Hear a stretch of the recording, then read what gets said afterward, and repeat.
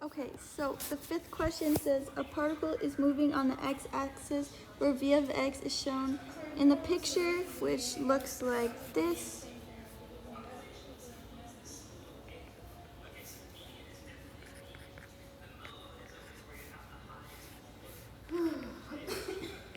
Okay, and it's asking for the displacement in the meter after 2 seconds. So it's asking for here.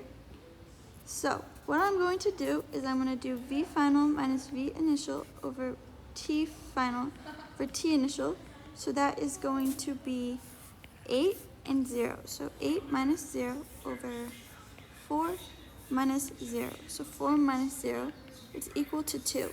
Then we're going to use the equation displacement and velocity over time.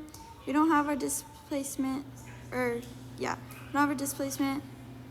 We have the velocity, and the time is 2 seconds because it's asking for 2 seconds. So it's going to be 4. So that option is 8.